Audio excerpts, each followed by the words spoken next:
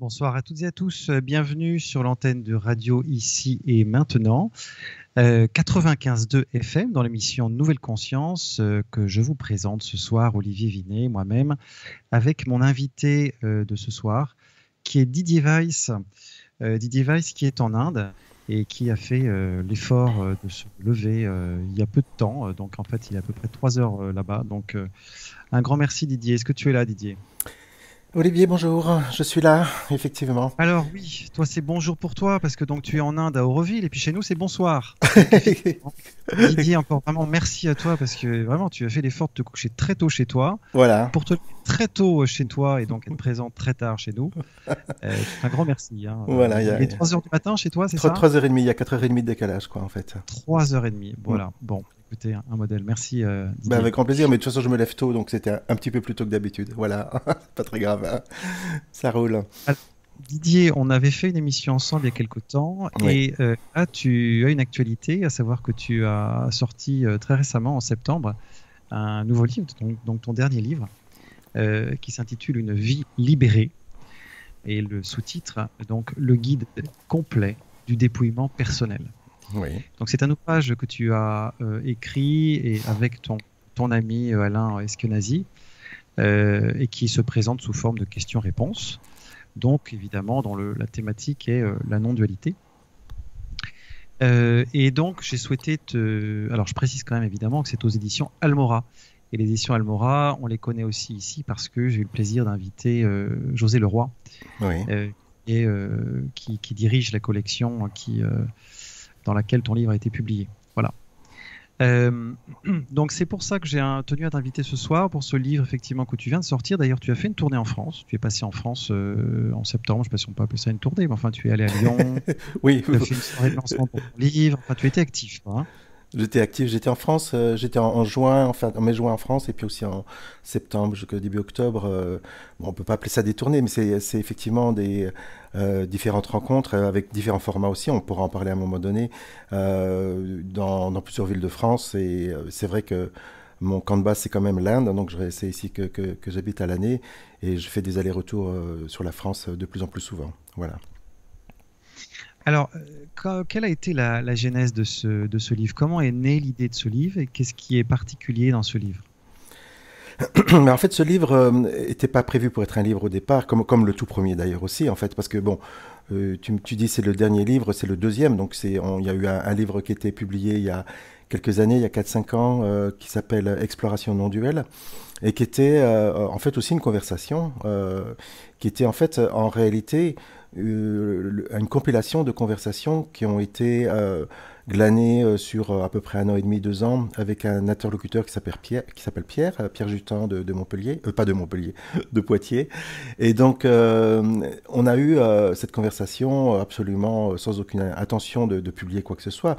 Et Pierre a eu l'idée à un moment donné d'envoyer on pourrait dire cette compilation à un éditeur qui a trouvé ça intéressant, et de fil en aiguille, après réécriture, retravail du texte, etc. Il y a un livre qui est sorti, et c'était un peu inattendu parce que c'était pas l'idée au départ, c'était vraiment notre conversation.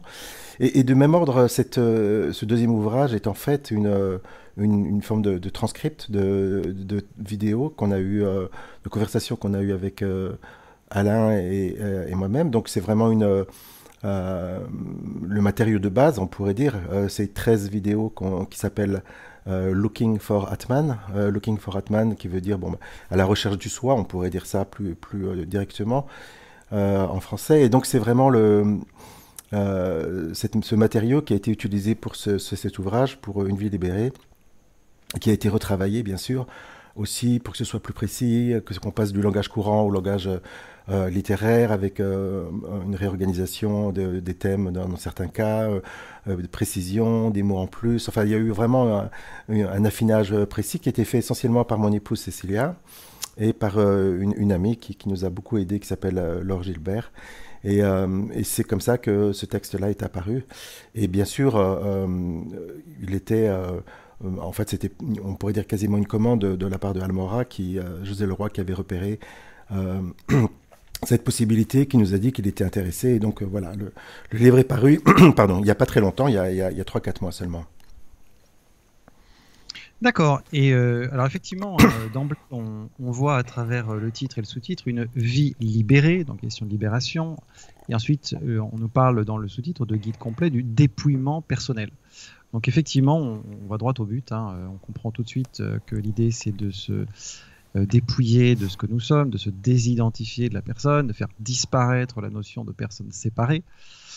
Donc, est-ce que tu peux commencer peut-être par parler de ce dépouillement personnel? Qu'est-ce que c'est que ce dépouillement personnel? De quoi s'agit-il? Bon, déjà, ce sous-titre-là était comme tu peux le voir, en fait, c'est un petit peu un clin d'œil. C'est pas vraiment une attaque contre le développement personnel. C'était un peu la formulation qu'on a voulu reprendre dans la mesure où, quand on va dans la librairie, j'étais récemment donc à la Fnac de Montpellier. Et effectivement, il y a une quantité incroyable d'ouvrages par rapport au développement personnel. C'est en vogue, c'est toujours en vogue et peut-être de plus en plus. Et là, c'était pour essayer de donner l'indication qu'on allait à contre-courant de cette tendance.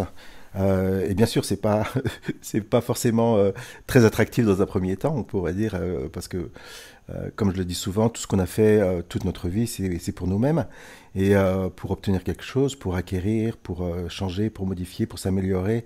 Et, et dans cette direction-là.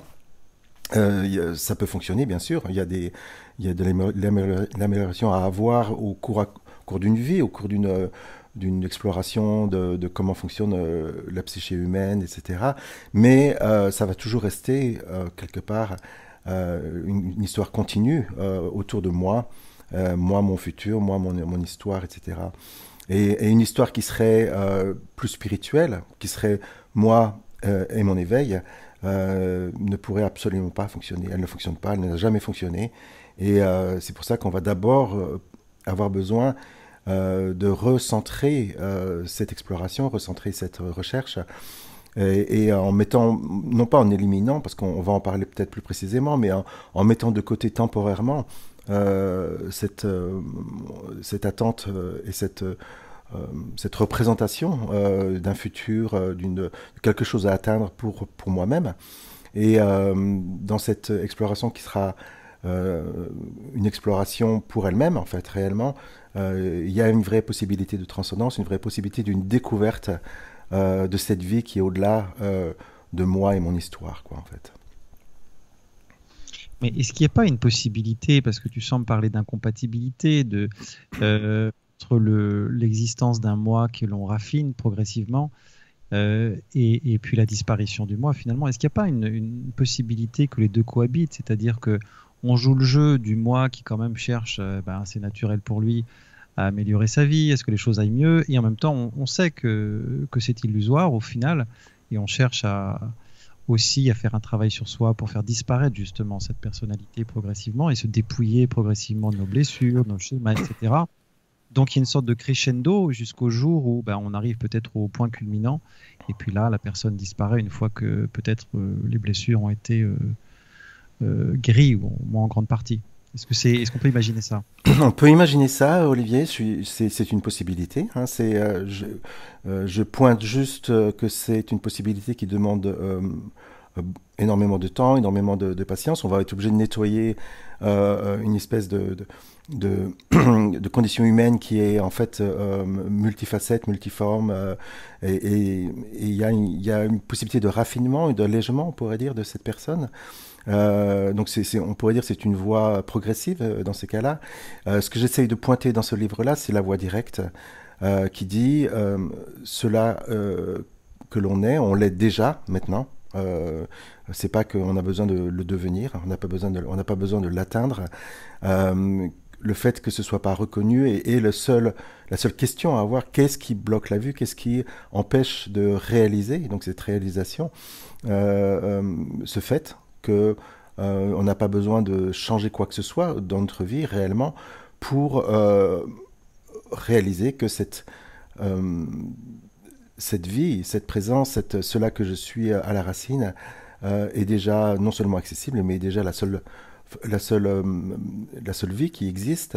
Et donc, on va quelque part éviter l'écueil d'années et d'années d'allègement, de raffinement, d'amélioration, parce qu'à ce niveau-là, en fait, c'est presque un chemin sans fin. Et est-ce que c'est vraiment utile? Oui, c'est utile dans certains cas, parce que une vie traumatisée, une vie absolument orientée en permanence autour de soi-même, donc extrêmement contracté, extrêmement resserré, va être certainement un blocage dans cette exploration. Mais dans la grande majorité des cas, toutes les rencontres que j'ai pu faire ces dernières années, il y a possibilité d'un accès direct. Et ça prend pas des années ni des semaines, c'est une question à mon avis, de jours, parce que tout simplement, il y a vraiment un dépouillement à faire, donc c'est le sous-titre du livre, et ce dépouillement-là, il n'est pas infini, finalement il est assez simple. L'hypnotisme est puissant, mais les mécanismes de se défaire, de cette déconstruction, de ce dépouillement sont assez simples. Alors, tu dis quelques jours seulement pour accéder à sa nature véritable, si je comprends bien, hein, par la voie directe. Oui. Pourtant, on a quand même sur cette antenne beaucoup de personnes qui ont basculé de l'autre côté et qui expliquent que ça a pris des années. Oui. Certaines, c'est vrai que c'est arrivé d'un moment à l'autre. On a des personnes, Byron Katie, Eckhart Tolle, et puis Suzanne Segal ou d'autres qui ont basculé comme ça en un clin d'œil. Et puis d'autres pour qui ça prend des années. Donc oui, est-ce que c'est pas un processus aussi très personnalisé qui dépend de chacun et de son chemin? Bien sûr, bien sûr, bien sûr. Donc on peut dire que la voie progressive est utile jusqu'au moment où la voie directe peut se mettre en place, en fait, réellement. Donc les deux sont pas incompatibles. Et cette voie directe, elle est proposée pour éviter l'écueil de cette représentation d'une continuité que la voie progressive va à un moment donné livrer ce qui est recherché. Il y a une possibilité d'écueil de tourner dans une roue de hamster toute une vie, et on pourrait dire que cette proposition que je fais, que fait les voies directes, les voies abruptes, dont la non-dualité fait partie, enfin la non-dualité par exemple la version de l'Advaita Vedanta qui est une formulation précise, plus particulière. Donc pour éviter cet écueil d'attendre quelque chose dans le futur et de réaliser maintenant que cela que l'on est, on n'a pas besoin de le devenir. Il y a besoin d'un message qui soit transcendant, donc comme je disais, une forme de déraillement de cette roue de hamster, de pouvoir sauter de ce cheminement-là, de ces cheminements imaginaire, en fait. Et la proposition est vraiment d'aller directement au cœur de la question qui suis-je, par exemple, et de rester là. Et d'arrêter de modifier ce que j'appelle moi la vie du gugus, la vie de la personne, arrêter d'améliorer la prison et de réaliser que la porte est ouverte et qu'il suffit de sortir. D'accord, mais le message est clair et direct. Hein. Oui. En fait, c'est aussi basé sur... bon, j'ai eu la chance de commencer à partager par rapport à ça depuis pas mal d'années maintenant, parce que c'est une découverte qui s'est, dans ma vie, qui s'est mise en place il y a à peu près 25 ans. Donc, en anglais en Inde pendant plusieurs années. Et puis plus récemment, c'est vraiment assez récent, depuis 2-3 ans en fait, sur la France. Et bon, à travers toutes ces rencontres, ces ateliers, etc., j'ai pu voir que ce déraillement se mettait en place relativement fréquemment. Et donc, ce qui valide plus ou moins on pourrait dire, ce rôle particulier, mais que je trouve, ce qui n'est pas spécial, c'est juste une forme de messager qui délivrerait le message final, qui dirait bon, maintenant c'est fini, on arrête de jouer, on y va, et voilà l'adresse, quoi, en fait. On tire le rideau et... Okay. C'est ça, okay. C'est ça.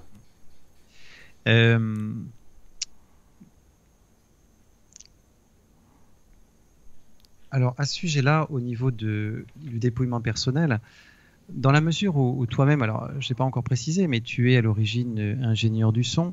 Oui. Jusqu'au milieu des années 90, tu étais sur Paris, puis c'est là que tu as décidé de partir à Auroville, donc dans le sud de l'Inde, près de Pondichéry, ancien comptoir français, qui Ouais. est très connu pour avoir accueilli Sri Aurobindo et mère, qui était d'ailleurs une Française, Miral Fassa, on peut le souligner, Mm.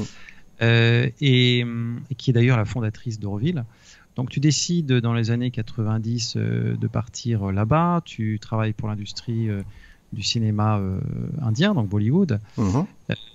et puis finalement tu rencontres les enseignements de Ramesh Balsekar, le mystique indien. Oui. Et puis tu te mets aussi ensuite, comme tu viens de le dire, à enseigner, à transmettre. Comment s'est déroulé pour toi ce dépouillement personnel que je viens de résumer là en quelques étapes dans ta vie? Alors, comment s'est mis en place ce dépouillement personnel? C'est-à-dire que, euh, voilà, donc l'intuition était en France, donc à Paris. À l'époque, effectivement, j'étais dans l'industrie du son, j'étais dans le show business et essentiellement dans l'industrie de la musique au niveau du son. Donc en studio, beaucoup, en tournée, avec des artistes assez connus, avec des conditions absolument magique de travail, de vie, etc.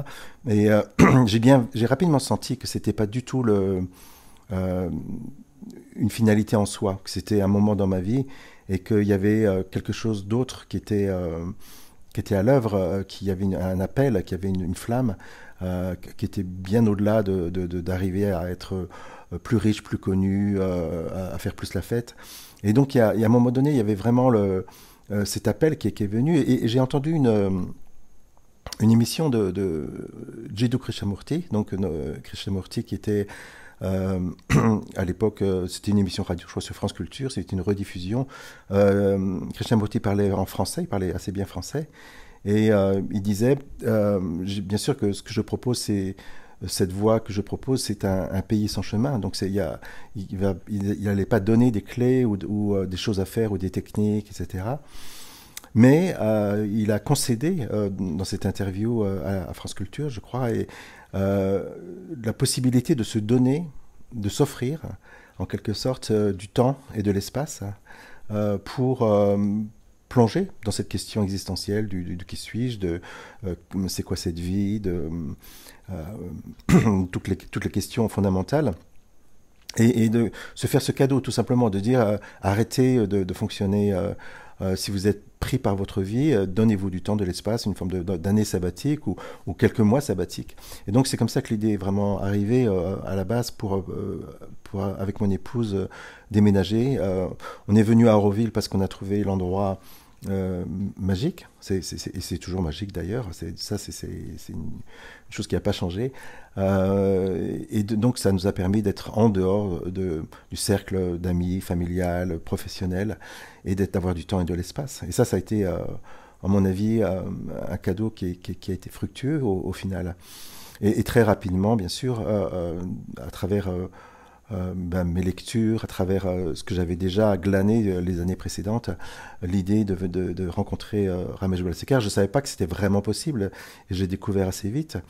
Et donc on est arrivé en Inde en 94, en septembre 94, et en 95 j'avais ma première rencontre avec Ramesh, et ça a été une reconnaissance qui était foudroyante. C'était bon ben voilà, je suis arrivé, je suis au bout du chemin, j'ai pas besoin d'aller plus loin. Je savais pas encore ce que j'allais découvrir et ça a pris plein de péripéties, mais ça n'a pas demandé 30 ans de méditation bien sûr que la méditation a sa place, mais dans mon cas, il y avait une forme de résonance qui s'est mise en place et en quelques mois, on pourrait dire le message a été livré, quoi, en fait. Et ça, c'est bien sûr que c'est pas quelque chose qu'on peut prescrire. Je ne décris tout simplement une histoire, la façon dont ça s'est déroulé.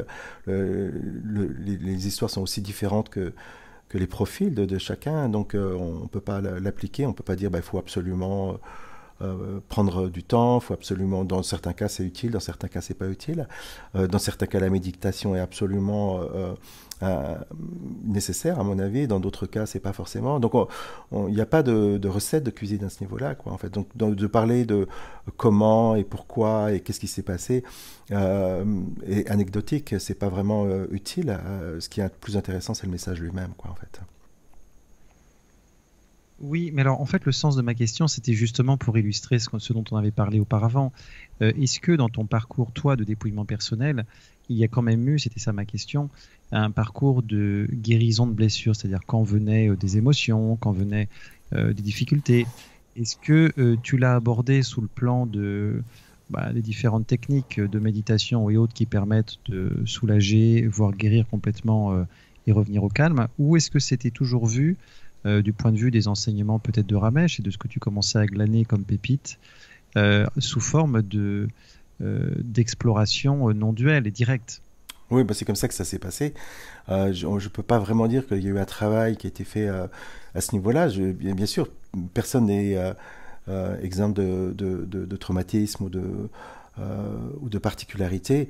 Je pense que j'ai eu cette énorme chance d'avoir une vie très normale, très banale, malgré tout, à ce niveau-là, en tout cas au niveau émotionnel.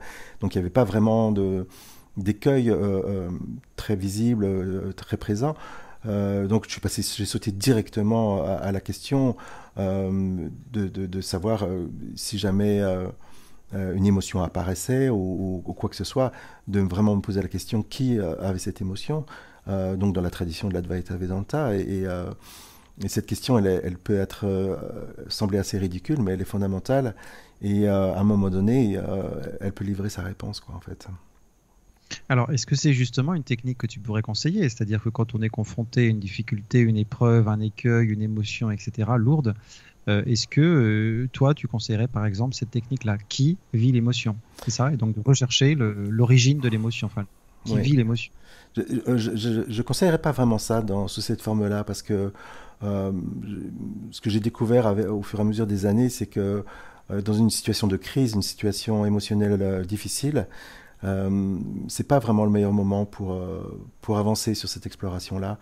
Je trouve que c'est même le pire, parce qu'en fait, il va y avoir une volonté, une envie de résoudre la douleur qui est là et d'améliorer la situation, donc cette situation personnelle, et ça va quelque part brouiller complètement les cartes. Donc dans des situations de stress émotionnel, euh, je conseillerais plutôt des techniques habituelles, pourquoi pas la psychologie, la psychiatrie, euh, et puis des techniques de développement personnel qui permettent de calmer un petit peu dans un premier temps. Et à ce moment-là, dans des moments plus paisibles, dans des moments plus propices, d'aller dans cette question-là, ce qui suis-je, qui prend des formes, qui pense, qui a cette émotion, euh, etc., qui vit. Et ça, c'est vraiment à ce moment-là que la découverte peut se faire, parce qu'elle va plus être dépendante d'un résultat et de livrer, par exemple, la diminution de la souffrance, qui va être peut-être un effet secondaire, on en parle souvent, mais fondamentalement, quand c'est demandé dans une période de crise, c'est une demande très personnelle et ça va immédiatement mettre en travers ce qu'on essaie justement de mettre à jour, quoi, en fait. Et donc, comment ça s'est passé pour toi, ce chemin de découverte de la voie directe? Est-ce que c'était une pratique que tu faisais au quotidien, savoir de te demander par exemple qui suis-je? On va en parler peut-être après des techniques, alors Mhm. qui suis-je? Le Ramana Maharshi, le Neti Neti et puis d'autres. Toi, est-ce que tu pratiquais ces techniques en regardant peut-être dans l'instant, dans tes tâches au quotidien, qui faisait telle activité, la vaisselle ou autre, qui se promenait dans les forêts magnifiques d'Auroville? Et qu'est-ce que tu as progressivement découvert? Voilà. Bon, la technique qui suit, elle est pas réellement, euh, on pourrait dire, proposée pour amener une réponse directe. Euh, le qui suis-je va être fondamentalement un échec, toujours. C'est-à-dire que la proposition qui dit essaye de trouver qui pense, qui fait ci, qui fait ça, va être une forme de piège, une forme d'impossibilité. C'est comme un koan finalement dans le domaine du zen. Parce que quand on va chercher au sein de la manifestation, cette personne, cette définition particulière de cela que je suis, qui fait, qui pense, etc., ça va être en permanence une impossibilité. Et donc, cette question-là, elle n'est pas pour trouver quelque chose réellement. Elle est là pour défaire, elle est là pour, on pourrait dire, enlever ce voile, ces croyances qui disent moi, je suis, et puis point, point, point, et on peut parler du corps, du mental, on peut parler de plein de choses. Mais de toute façon, par définition, par habitude, la croyance numéro un, c'est que l'on est né et qu'on va mourir, parce que cela que l'on est en relation directe avec ce corps, avec cette histoire particulière. Et tant qu'il y a cette idée qui est, on pourrait dire, à l'avant, cette idée qui devient on pourrait dire l'outil de recherche, ce sera une frustration permanente, ce sera un échec permanent. Et c'est important, c'est très important, Olivier, que cet échec se mette en place, parce que d'avoir des réponses préfabriquées, oui, je suis le soi, je suis cette conscience, etc. C'est juste une autre croyance qui se met en place, qui est une croyance non duelle éventuellement, mais qui finalement n'allège pas réellement notre vie. Peut-être même ça la dégrade, dans le sens où le sac à dos des croyances s'est alourdi. Donc la proposition est une destruction, une destruction profonde, irréversible de nos propres définitions. La façon dont on pourrait dire cela que je suis est, et 3 points, et puis cette liste-là qui est notre liste habituelle, quoi, en fait. Est-ce que ça fait du sens, hein? Oui, on rejoint la notion de dépouillement, finalement. Ouais, c'est ça, ouais. C'est un peu l'oignon dont on enlève couche sur couche, jusqu'à ce qu'on arrive au cœur, finalement. Et le cœur de l'oignon, comme tu le dis parfaitement, n'est pas quelque chose de physique, c'est un vide, on pourrait dire. Et ce vide-là, c'est la découverte à faire, qui est, du point de vue de la personne, manifester un néant, une absence et une impossibilité. Et pourtant, il y a une vraie découverte à faire à ce niveau-là, quoi, en fait. Alors justement, toi, comme je le disais tout à l'heure, dans ton parcours personnel, qu'est-ce que tu as découvert au fur et à mesure que tu te dépouillais? Qu'est-ce que tu as découvert? J'ai découvert que les définitions de ce concept, que j'en parle énormément, surtout dans les premiers chapitres du livre, ce concept qu'on appelle moi, M-O-I, plus on le regarde, plus on cherche en quoi il est défini. Si on parle de quelque chose, on devrait pouvoir le définir. Plus on essaie de le définir, moins on y arrive, parce que tout est toujours mouvant, relatif, changeant. Moi, ce corps ne fait vraiment aucun sens, parce que ce corps-là a changé toute une vie, entre un corps de bébé, un corps d'adolescent, d'adulte. Non seulement les formes ont changé, mais même les cellules, typiquement, ont changé entièrement de nombreuses fois. Donc cette continuité-là, elle est purement imaginaire, en fait. Donc de définir le moi en rapport avec un corps, ce serait quoi? Quelle partie du corps? C'est le gros orteil, le petit orteil? Enfin bon, ça fait vraiment aucun sens d'essayer de trouver une définition, on pourrait dire absolue, sur quelque chose qui est aussi relatif qu'un corps. Et l'intuition qu'on a tous, est que si on existe de façon absolue, pas relative à une situation, quoi, en fait. Donc cet absolu n'existe pas au niveau du corps, mais on peut appliquer cette même exploration au niveau de ce qu'on appelle l'esprit, donc de ce mental, et qui va aussi être mis à jour et va révéler le fait que les pensées n'ont jamais été continues, n'ont jamais été cohérentes réellement. Entre elles ont changé tout le temps, entre les pensées d'un petit enfant, d'un adolescent, d'un adulte, les pensées d'il y a 1 an, d'il y a 10 minutes, tout est en évolution, donc il n'y a pas d'absolu à ce niveau-là du tout, quoi, en fait. Et aucune possibilité de trouver un moi là-dedans, quoi, en fait. Et dans l'émotionnel, encore pire, parce que bon, cet émotionnel est comme une forme de terrain très accidenté, on pourrait dire, qui a aucune réalité absolue. Donc tout ce qu'on va trouver au niveau des formes, au niveau de ce on appelle typiquement les objets, c'est-à-dire les informations manifestées qui apparaissent et disparaissent,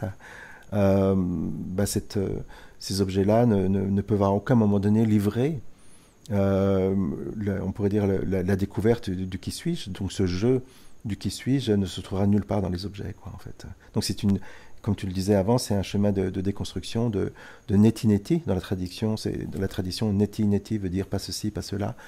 Et c'est cet échec permanent qui est le moteur de la mutation. C'est pas une découverte positive, c'est une découverte négative, en fait, réellement. Et finalement, une fois que ce chemin de dépouillement personnel a été réalisé, qu'y a-t-il de l'autre côté? Alors, ouais, justement, là, on rentre on rentre dans l'aspect qui, bon, justement, décrit dans ce livre-là, parce que c'est vraiment des étapes aussi à franchir. C'est pas la découverte à faire, c'est pas une absence absolue. C'est pas un néant, c'est pas du nihilisme qui dirait il n'y a rien, je n'existe pas, etc. Donc, à un moment donné, dans un dépouillement extrême, il est possible de réaliser que cela que l'on est, qu'on a toujours été, c'est absolu, n'a pas une forme manifestée particulière. Donc techniquement, étymologiquement, cela que l'on est n'existe pas. L'existence et l'existence des objets, l'apparence, ce qui apparaît et disparaît, qu'est-ce qui n'apparaît pas et ne disparaît pas et qui pourtant est. Donc c'est rester avec ce noyau qui est lui qui va être découvert pour être non engagé dans le temps, non engagé dans l'espace. C'est-à-dire qu'on ne peut pas dire qu'il est là tout le temps, parce que le temps n'existe pas à cet endroit-là. On ne peut pas dire qu'il est partout ou nulle part, parce que l'espace n'existe pas à cet endroit-là. Et en fait, ce dont je parle peut paraître assez ésotérique, assez perché, mais en réalité, c'est déjà cela que tout le monde vit, absolument sans exception. Sauf que c'est pas reconnu, c'est une information qui est quelque part ignorée toute une vie et qui pourtant est très présente en nos vies, quoi, en fait, bien sûr. Mais alors, une fois que Didier a disparu, il restait quoi? Ben, c'est pas Didier qui a disparu réellement, Olivier. C'est une idée, tout simplement. C'est pas une personne qui a disparu, parce que cette personne-là n'a jamais existé. Elle a cru avoir existé pendant un certain temps. Elle a cru. Donc c'est pas la personne qui a cru, parce que comme la personne n'existe pas, elle peut pas croire. Mais cela que l'on est, dans une forme on peut dire de jeu de cache-cache, hein, puis c'est souvent comme ça que c'est présenté, ou dans la tradition zen, une forme d'ivresse de cette source, on pourrait dire cet être à la source a bu trop de saké et dans une forme d'ivresse se prend pour un objet.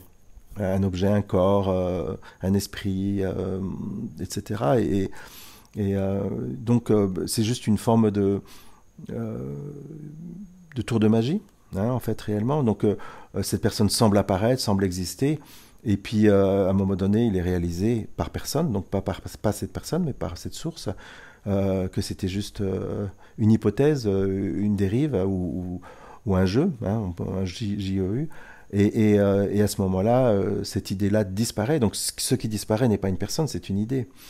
Moi j'appelle souvent ça le personnage qui reste, donc Didier, Olivier, ne sont absolument pas impactés, affectés par rapport à ça.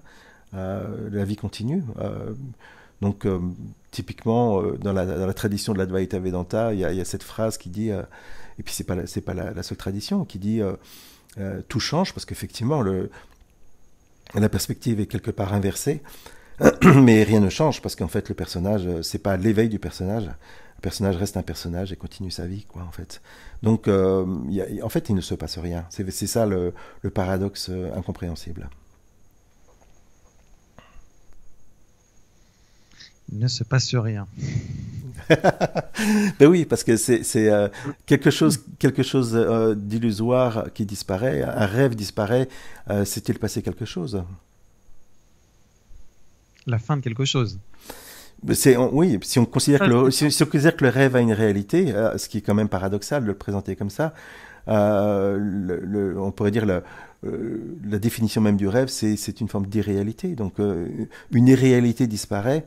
Est-ce que ça change quoi que ce soit par rapport à la réalité, donc de ce qui reste en dehors du rêve? En dehors du rêve, ce qui a toujours été là reste toujours là et n'a pas changé, n'a pas évolué. La seule différence, c'est le rêve disparaît, c'est tout, quoi, en fait.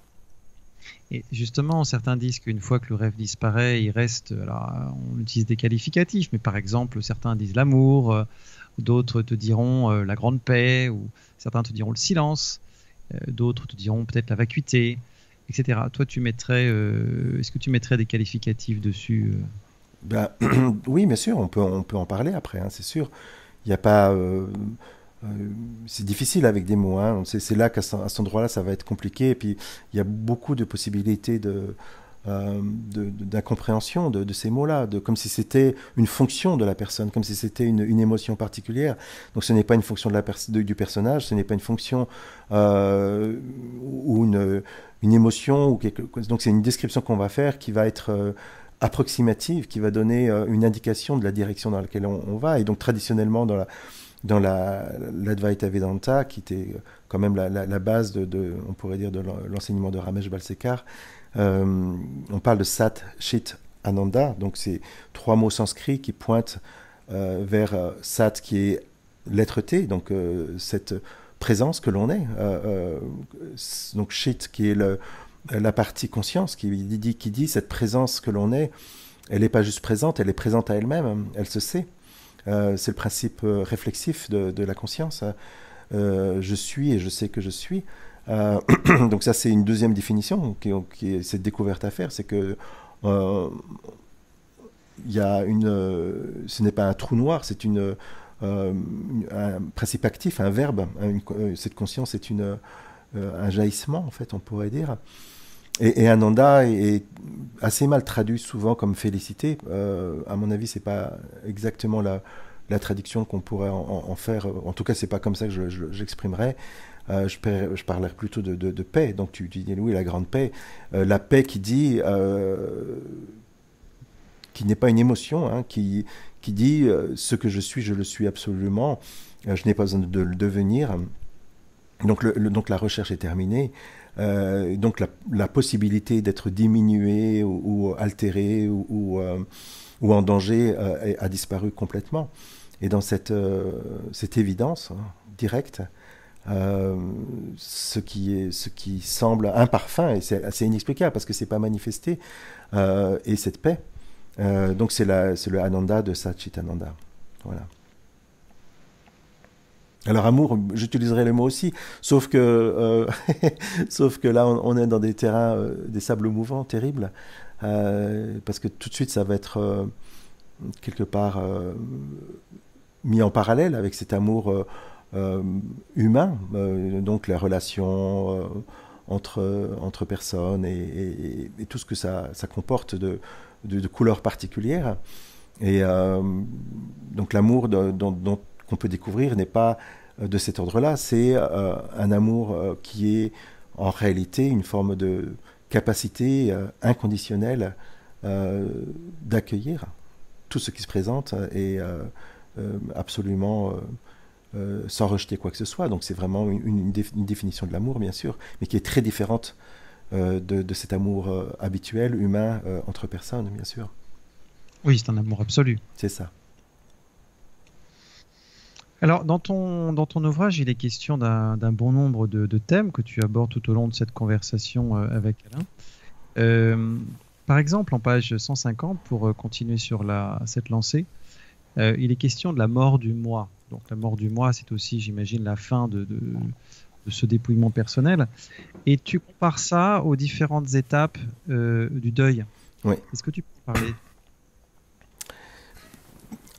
Oui, bien sûr. En fait, effectivement, je ne vais pas donner le détail, ce sera peut-être trop long et trop technique, mais fondamentalement, ce qu'on appelle le deuil habituel, hein, le deuil humain d'un compagnon, d'un parent, d'un animal de compagnie proche, etc., passe par différentes étapes qui sont un peu décrites dans cette conversation-là. Et ces étapes-là sont des étapes naturelles avec des périodes de colère, des périodes de négociation, des périodes de rejet, etc. Enfin bon, il y a tout. C'est pas de l'ordre de la non-dualité, c'est de l'ordre. Le déni d'apprendre, c'est ça, hein, Oui. le déni d'apprendre. Oui, d'abord le déni. Enfin bon, il y a toute une liste bon, j'ai pas trop envie de rentrer dans les détails parce que ça deviendrait très spécifique. Mais disons ce qu'il faut dire par rapport à cet aspect-là, c'est que il y a un paradoxe qui est assez incroyable parce que je viens juste de dire que en fait rien ne change. Donc c'est quoi, de quel deuil on parle réellement, quoi, en fait. Si réellement il y a un deuil, c'est qu'il y a réellement une mort, c'est qu'il y a réellement quelque chose d'absolument pénible dans notre vie qui se met en place. Et c'est vrai. Il est possible, à différents niveaux, parce que pour chacun ça va être différent, que cette découverte, cette fin du chemin, on pourrait dire, s'apparente à une forme de mort. Et donc là, on est dans le paradoxe de la tradition, encore en plus de l'Advaita Vedanta, qui parle de la gateless gate, donc de la porte sans porte, du portail sans portail, qui dit que fondamentalement, tant que le chemin n'est pas complètement terminé, il va vraiment sembler qu'il y a une porte à franchir, donc de passer au-delà de ce deuil, au-delà de cette mort, au-delà de cette douleur qui semble être la perte d'un être aimé, d'un être cher, en l'occurrence moi-même. Hein, donc ça, c'est l'être aimé qui va sembler mourir, et je dis bien sembler, parce que c'est vraiment la clé, là, en fait. Et dans la tradition, le Gateless Gate, qui dit, une fois que ce portail est franchi, que cette mort a été acceptée, que ce deuil a été fait, avec toutes ces étapes, et ces étapes sont réelles, cette tristesse peut être réelle, ça peut être, j'en parle des fois, que ça peut être un déclenchement ce qu'on appelle une nuit noire de l'âme, donc selon les termes de Saint Jean de la Croix, qui est un endroit très pénible de perte de sens, de perte de joie, de perte d'envie de vivre, d'une forme de dépression existentielle. Donc ce passage-là se met en place, c'est réel, pour découvrir que une fois le portail franchi, donc ce portail de cette découverte, que en se retournant, on pourrait dire de façon métaphorique, et regardant ce qui s'est passé, bien que les effets semblaient réels, cette mort et ce deuil semblaient réels, la seule mort qui ait vraiment existé, la mort d'une idée, la mort d'une pensée réellement, et qu'il n'y a jamais eu personne qui a été agressé, personne qui a été diminué ou qui est mort, et que au final, souvent il y a quasiment une forme d'éclat de rire qui se met en place, qui dit mais qu'est-ce que c'est quoi ce tour de magie? Comment j'ai pu être berné pendant aussi longtemps et aussi profondément, quoi, en fait.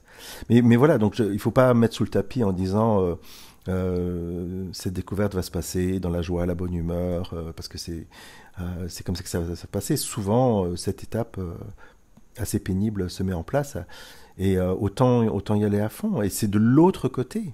C'est en traversant ce deuil, en traversant cette impression de mort, que la découverte que la mort qui semblait si réelle est en fait tout simplement irréelle, que le dossier pourrait être classé à ce moment-là, quoi, en fait.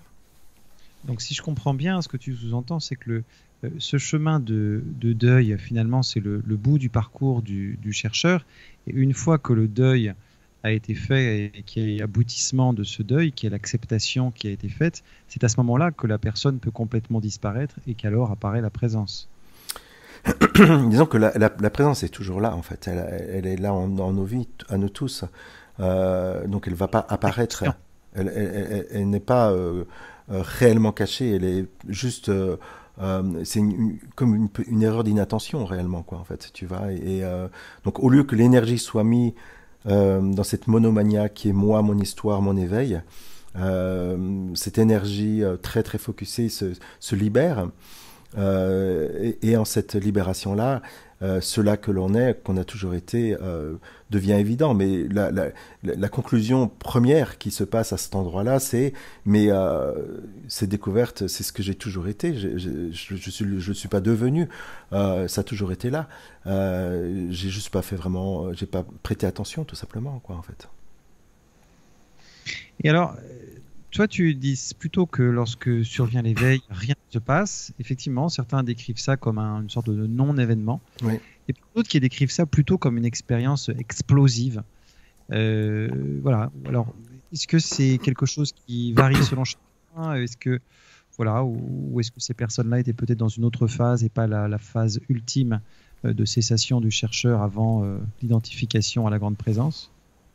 Mais disons que tant qu'il y a des expériences, on peut considérer qu'il y a encore une forme de mutation qui est en cours. Hein. Ce dont je parle, c'est pas du tout une expérience. Ça n'a rien à voir avec une expérience. Ce n'est pas une expérience particulière de Didier qui vit de façon éveillée, on pourrait dire réellement. Ça n'a rien à voir avec Didier. Donc ça, c'est la première chose à dire. Donc tant qu'il y aura des effets secondaires au niveau du personnage, donc des expériences ce qu'on appelle spirituelles, de toutes sortes, hein, et je suis passé à travers ça aussi. Hein, c'était mis en place à un moment donné. Ça peut être une forme d'errance aussi, d'essayer de dire, bah, cet éveil, c'est ces expériences vachement cool. J'ai pas besoin de prendre des drogues, c'est carrément disponible en vente libre.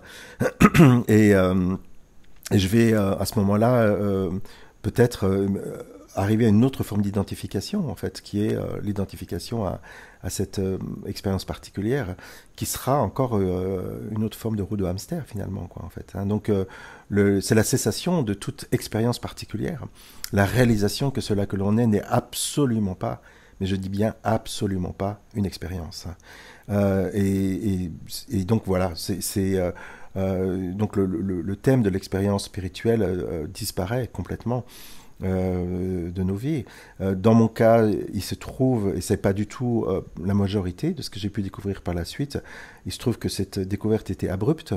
Elle s'est passée dans une fraction de seconde à un moment donné, avec bien sûr des effets secondaires importants au niveau du personnage.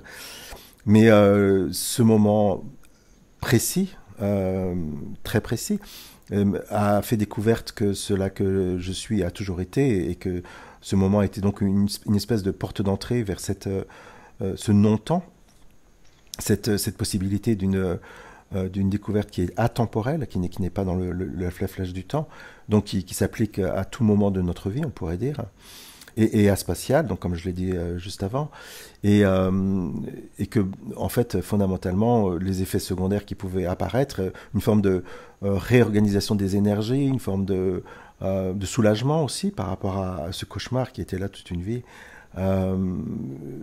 s'est mis en place de mon côté. Il y a eu des effets secondaires. J'étais relativement dysfonctionnel pendant plusieurs mois. Mais c'est pas une finalité en soi. Ça aussi, ça s'arrête à un moment donné, quoi, en fait. Et la vie ordinaire reprend le dessus. Et cette vie ordinaire est absolument, totalement extraordinaire, quoi. C'est ça le secret. C'est pas une vie faite d'expériences spirituelles, c'est en l'absence d'expériences spirituelles, c'est ordinaire de la vie de tous les jours, de ce que c'est que la couleur rouge, de ce que c'est que le bruit du vent, que ce que c'est tout simplement cette vie dans cette crudité, dans cette intensité, dans cette beauté, est le cadeau. Ce n'est pas une expérience particulière, c'est la vie dans sa totalité, quoi, en fait. C'est-à-dire découvrir l'extraordinaire dans l'ordinaire, finalement. Tout à fait, exactement, Olivier. Oui. Moi, je me souviens effectivement de certains de mes invités qui décrivaient cette rareté devant quelque chose qui pourrait nous paraître tout à fait banal, et y voir tout un monde, tout un univers, tout quelque chose d'enchanteur. Bien sûr, bien sûr. C'est ton cas aussi? Oui, tout à fait, bien sûr, tout à fait. Cette vie ordinaire est extraordinaire, non pas au niveau des éléments qui la constituent, mais au niveau de la façon dont elle est vécue, qui n'est plus une vie à distance, d'un point de vue d'un moi qui vivrait dans un monde extérieur. Elle est vécue non pas dans une relation de sujet à objet, mais elle est vécue au-delà de cette relation-là, sans distance. Et sans distance, ça veut dire en contact direct, et c'est même pas un contact, parce qu'il y aurait besoin de deux choses. Donc c'est très difficile d'en parler. Avec notre langage duel, on va toujours rater la cible. Mais la réalisation que tout ce qui apparaît est exactement fait de ma propre existence, de ma propre matière, de ma propre présence, et ça c'est vraiment une joie, un émerveillement de chaque maintenant, quoi, en fait. Alors, lorsque cesse la croyance que l'on est un personnage, il y a quand même une question qui se pose, alors que tu abordes dans le thème, c'est un thème majeur dans ton livre, c'est le libre arbitre. Oui. Parce que lorsque la personne disparaît, et, enfin en tout cas la sensation d'être une personne lorsque ça disparaît, oui. Finalement, que reste-t-il du libre arbitre? C'est une très bonne question. Je te renvoie la question. Parce que si tu écris, tu sais, Olivier, si tu écris libre arbitre sur un post-it, et tu veux le coller quelque part pour dire, voilà, cette personne ou cet endroit a le libre arbitre ou n'a pas le libre arbitre, hein, dans les deux cas d'ailleurs, en fait. À quel endroit tu vas coller ton post-it?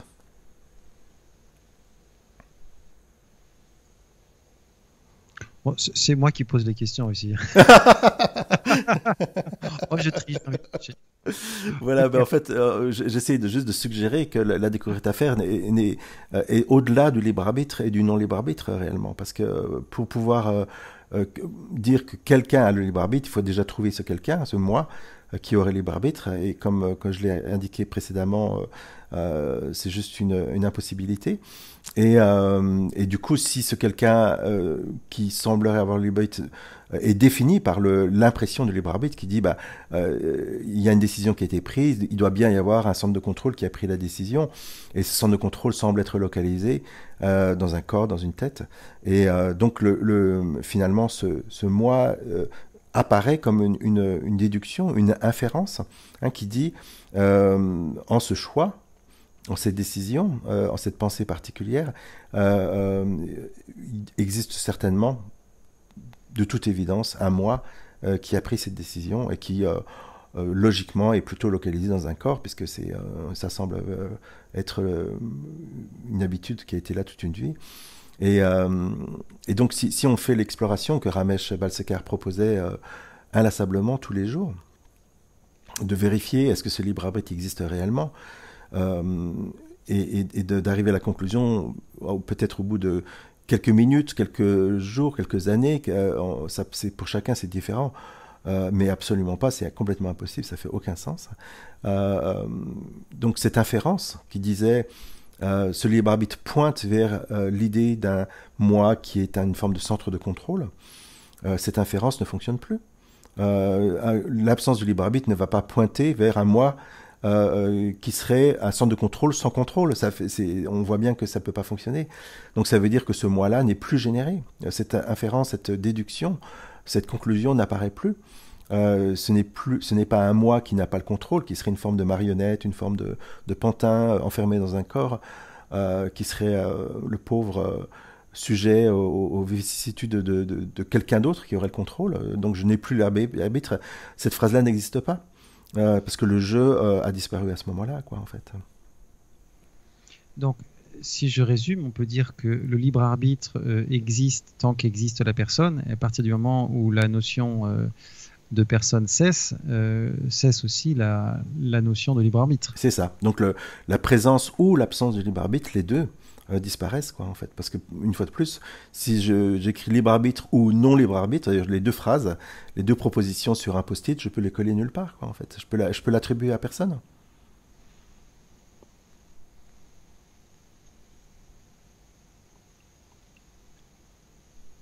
Bon. Voilà, en fait, c'est l'outil numéro 1 de Ramesh Balsekar qui disait fondamentalement Maya, donc j'utilise le concept de Maya, c'est pas une déesse particulière, on pourrait dire c'est un concept d'une force impersonnelle qui va en permanence raconter la séparation, qui va en permanence raconter la personne autonome, la personne existant dans un monde extérieur. Et donc ce narratif, cette Maya particulière, est constitué de croyances réellement, quoi, en fait, qui est non vérifiée. Et Ramesh disait la croyance numéro 1 à vérifier, donc, et cette croyance dans le libre arbitre, parce que c'est elle qui génère cette impression d'autonomie, de particularité de moi, dans le fait que je puisse choisir ceci et pas cela, faire ci, dire ci et pas cela, dans cette impression qu'il y a une forme de choix personnel, individuel, localisé, réside Maya, réside ce tour de magie qui dit j'existe de façon autonome, séparée dans un monde extérieur. Et ça a été effectivement énorme dans mon cheminement, hein, cette proposition. Mais avec les années aussi, j'ai vu qu'il y avait d'autres propositions de Maya qui racontent d'autres possibilités d'identification. Et donc maintenant, on pourrait dire, après avoir fait un peu le tour du domaine de Maya, je pense qu'on ne le fait jamais complètement, mais disons, je me suis vraiment passionné à la façon dont cette force impersonnelle qu'on appelle Maya se met en place. J'ai ce qu'on appelle une forme de boîte à outils. C'est un peu humoristique d'en parler comme ça, mais une boîte à outils qui dit, ben voilà, si la définition qui court dans notre vie est basée sur ce libre arbitre, ben on va essayer de mettre ça à jour. Mais il y a d'autres possibilités. Et donc ce livre-là donne plusieurs, je crois presque même une dizaine de possibilités d'errance qui font qu'à un moment donné, Maya gagne la partie et cette personne semble, et une fois de plus c'est bien semble, et réellement exister. Et peut-être la différence ou la particularité, on va dire, de ma proposition, dans la façon dont je transmets cet enseignement, c'est réellement de ne pas rester sur une définition particulière, mais de faire le tour de toutes les définitions et de voir laquelle est la plus active. Et pour chacun, ce sera différent. Chaque angle de vue, chaque vie sera une définition différente. Ou un cocktail différent, on pourrait dire, entre différentes propositions. Et une fois que le tour de magie est mis à jour, comme un tour de magie habituel, on peut être étonné du même tour de magie pendant des années, jusqu'au moment où on découvre exactement comment le lapin sort du chapeau, par où il est passé, ce qui se fait. Et après, c'est plus crédible, on peut regarder le tour de magie, ça fait plus aucun effet. Et donc, voilà, je suis là pour essayer de démonter le tour de magie d'une manière ou d'une autre, jusqu'à ce que cette habitude, cette addiction, parce que c'est une forme d'addiction, disparaisse, quoi, en fait. Et c'est pas un travail à faire toute une vie, ça, réellement, Olivier. Hein. C'est un peu le mythe, et ce mythe-là, il est très puissant, qui dit, oui, cet éveil, c'est très particulier, c'est pour quelques heureux élus, ça va demander toute une vie, ou peut-être même des vies. Je pense que ce mythe-là, il est très puissant, et c'est peut-être le premier à éliminer de notre système, parce que avec ce contexte-là, ben voilà, ce sera une prophétie autoréalisatrice qui va dire que toute une vie, on sera dans la roue de hamster, quoi, en fait. Oui, encore une des formes de cette chère Maya. Alors Maya, justement, donc l'illusion, hein, ou la matrice, pour faire référence au film du même nom. Oui, oui, oui. Toi, tu la qualifies d'enchanteresse. Oui. Hein, donc on imagine un peu peut-être une sirène qui agite sa beauté, chante des chants séducteurs qui vont nous attirer loin de nous-mêmes. Bien sûr. Bah, c'est la tradition grecque aussi. Hein, donc quand le voyage d'Ulysse, l'île aux sirènes, etc., c'est exactement de ça dont ça parle réellement, quoi, en fait. Hein. Alors, si on part du point de vue de la Maya, de l'illusion, qu'est-ce que c'est que la matière au final? Parce que nous, on voit de la matière quand, du point de vue de la personne, tu vois une matière qui est dure, qui est palpable, qui a des caractéristiques précises. Qu'est-ce que c'est que la matière, en fait, du point de vue de l'unité? Ben, en fait, la découverte à faire, c'est que cette matière est qui semble si réelle. Hein, je suis d'accord avec toi, que ce béton, ce verre, cet acier, ne sont fondamentalement que des étiquettes qui sont dérivées de la croyance d'un monde extérieur qui est, on pourrait dire, la réalité de base. Alors que, si on veut être honnête, cette matière-là, Olivier, on l'a jamais rencontrée réellement, quoi, en fait. Parce que tout ce qu'on a rencontré, c'est des perceptions, c'est des sensations. On peut dire la sensation du toucher, la sensation auditive, la sensation de visuel, etc. Donc les sens, incluant les pensées, qui sont une autre forme de sensation particulière, qui sont une information qui apparaît et qui disparaît, et les émotions aussi. Donc tout ça, ce sont une forme de danse d'informations sensorielles qui apparaissent et disparaissent. Ça, on en est sûr. On peut tous vérifier que c'est ce qui se passe. Est-ce qu'il y a un monde qui est au bout de ces sensations, qui serait en fait donc une forme de substrat objectif, une forme de monde indépendant qui serait en attente d'une conscience qui l'explore? Personne n'a pu le vérifier, aucun scientifique n'a pu le trouver. La physique quantique nous dit ce monde-là n'existe pas. La seule réalité de quoi que ce soit dépend uniquement de l'observateur réellement. Donc la physique quantique nous dit fondamentalement il est impossible de trouver un monde fait de matière. On pourrait dire que c'est juste un potentiel fait de probabilités non manifestées. Donc ce n'est pas un monde qui devient manifesté dans une forme d'effondrement des probabilités à un point particulier. Donc ça s'appelle un point de vue. Et à ce moment-là, ce monde semble apparaître, mais il n'est pas constitué de métal, de pierre, etc. Il est constitué de perception. Et qu'est-ce que c'est qu'une perception si ce n'est pas on pourrait dire une modulation ou une expression du principe de conscience, tout simplement, quoi, en fait. Donc, la seule matière irréductible est donc dans la physique quantique, est cet observateur, donc le principe de conscience. Ça, c'est complètement irréductible. Sans conscience, sans observateur, il n'y a rien. Et ça, tout le monde peut le vérifier maintenant. Il n'y a pas besoin de faire un bac plus 12 pour arriver à cette conclusion-là, quoi. D'abord, je suis, et sans cette présence, sans cette conscience, il n'y a juste rien. Donc, est-ce qu'il y a un monde indépendant, existant en dehors de notre présence? C'est vraiment l'exploration à faire, quoi, en fait. Je crois que la physique quantique disait à ce sujet-là que la matière est composée à 99,999999% de vide, ce qui sous-entend qu'il y aurait quand même un 0,00001% de matière. Bon, mais ça c'est pas la physique quantique qui dit ça, c'est la physique newtonienne qui dit ça, en fait, réellement. Donc c'est considérer que la matière existe. Donc justement, je vais pas dans ces pourcentages-là, on s'en fout que ce soit 0,000, etc.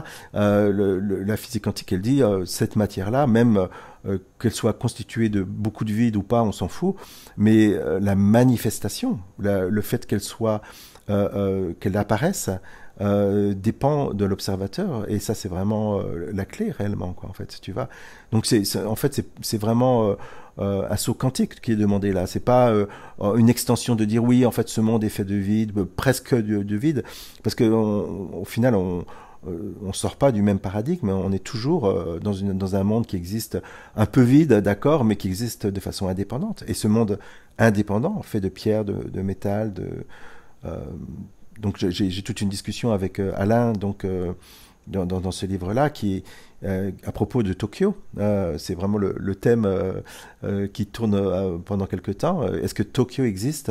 Ça aurait pu être Paris, Lyon, Marseille, ça fait aucune différence. Mais bon, on a utilisé ce mot de code, on pourrait dire. Est-ce que Tokyo existe indépendamment de ma propre présence? Et la clé ici, c'est vraiment ça, c'est indépendamment. Oui, Tokyo existe, mais pas indépendamment de ce point de vue, de cet observateur que la physique quantique a mis à jour. Donc le monde, ce qu'on appelle le monde, cette pseudo-extériorité, parce que ce n'est pas une extériorité du tout, ne peut apparaître qu'en ma propre présence et nulle part ailleurs. Alors, Deepak Chopra, lui, dans un de ses précédents livres que j'avais traduit, expliquait il citait des recherches et disait que quand on arrivait dans l'infiniment petit, on s'était aperçu à un moment donné que en fait, la matière disparaissait dans ce qu'il décrivait comme étant une sorte de source originelle. C'est-à-dire qu'il y a un moment où on voit quelque chose et puis pouf, à un moment, c'est comme si l'atome revenait à un état inexistant, inerte ou de potentiel. Je crois que c'était le mot qu'il utilisait. Donc, s'il y avait effectivement un moment où il y a une sorte de frontière, où le visible bascule dans l'invisible, et dans les deux sens d'ailleurs, hein, où tout d'un coup l'invisible, poum, le potentiel devient matière. Et voilà, donc est-ce que ça rejoint ce que tu dis aussi? Peut-être. Je suis pas spécialiste réellement de la physique quantique et je voudrais pas en abuser parce que je préfère utiliser dans mes ateliers, j'en parle quasiment jamais, quoi. En fait, je cite de façon anecdotique. J'utilise d'autres outils qui vont révéler cette évidence que sans notre propre présence. Donc, Olivier serait un point de vue, Didier serait un autre point de vue. Donc, il y a un nombre infini, on pourrait dire, de points de vue. Sans ce point de vue-là, donc cet observateur-là, il n'y aurait juste rien. Et c'est vérifiable directement. C'est un enfant de 4 ans peut le vérifier. Et il aura certainement plus de clarté par rapport à ça qu'un adulte qui aura déjà toute une vie imaginée, un monde indépendant, extérieur, quoi, en fait. Ouais. Oui, ce que disait Deepak Chopra aussi dans ce même livre, c'est que lorsqu'un aveugle qui n'a jamais eu la vue, a la vue, trouve la vue, enfin, c'est pas qu'il la retrouve, mais il accède à la vue, tout d'un coup, il n'arrive pas à déchiffrer le monde tel qu'on le voit nous, c'est-à-dire que il n'a pas les codes qui permettent d'avoir une perspective, d'avoir ça devant, ça derrière, ça au-dessus, ça en dessous. Il n'a pas vu ça, donc du coup, en fait, la vue tout d'un coup qui apparaît est très troublante et très difficile, et au contraire, au début, il faut presque des bains de noir, d'obscurité pour retrouver le calme, avant de pouvoir mettre des conceptions sur un monde qui est perçu par nous à travers ces différentes perceptions, de au-dessus, en dessous, derrière, etc. Mais il disait que c'est intéressant, donc quelqu'un qui n'a jamais eu ce regard plein de perceptions comme nous, ne voit pas du tout la même chose que la personne ordinaire. Oui, on a l'impression que ce monde qui fait du sens de façon naturelle, mais en fait, c'est pas naturel du tout. C'est une construction très complexe d'une histoire et d'une interprétation, finalement, qui a été apprise sur des années et des années. Et que, en réalité, la réalité de ce monde est la réalité de l'histoire, tout simplement, quoi, en fait. Et cette histoire, elle est complexe, en fait. Voilà, donc je pense que ça rejoint à ce niveau-là, quoi, en fait. Mais en cette découverte-là, peut-être ce qu'on peut dire, c'est que ce monde-là ne disparaît pas. Simplement, il n'est plus vécu comme une extériorité, comme un monde hostile, à distance, qui serait une forme d'autreté, de quelque chose d'autre que nous-mêmes. Et ça, c'est là où Ananda a sa place, cette paix, parce que plus rien n'est étranger. Et ça, c'est très étrange d'en parler comme ça, parce que ça inclut la totalité de ce qui apparaît, incluant toute forme on pourrait dire, de douleur, d'agression, donc la totalité de l'histoire et en réalité ma propre substance. Et quand je dis ma propre substance, je parle pas de Didier, bien sûr, je parle de la source que l'on est tous, quoi, en fait. Et ça, c'est incompréhensible du point de vue on pourrait dire, d'une expression verbale, conceptuelle de ce qui se passe réellement. Mais pourtant,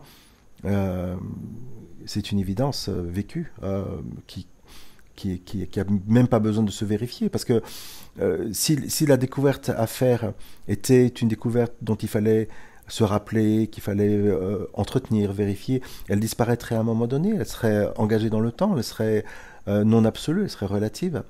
Et la proposition, c'est que cette découverte est absolue, elle n'est pas engagée dans le temps, donc elle ne peut pas évoluer. Donc en ce sens-là, il n'y a pas à entretenir, il n'y a pas on pourrait dire, à faire, à manipuler cette découverte. Et cette découverte, on appelle ça un éveil. C'est pas un mot compliqué ni mystique. J'ai parlé jusqu'à présent du rêve de la séparation, donc, ou peut-être du cauchemar de la séparation. Donc l'éveil, c'est tout simplement l'éveil à ce rêve qui va à un moment donné retourner au néant, parce qu'en fait il n'a jamais réellement existé, tout simplement.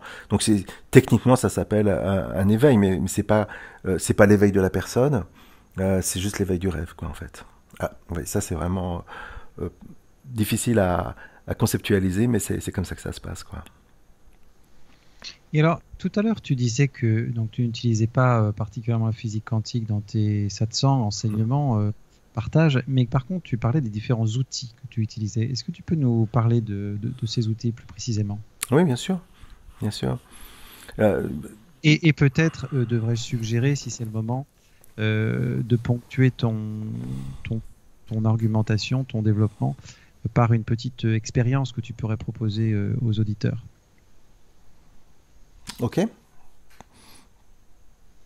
Alors attends, oui, on va faire ça en deux temps. Dans un premier temps, je vais parler un tout petit peu des outils et après on fera une petite exploration ensemble.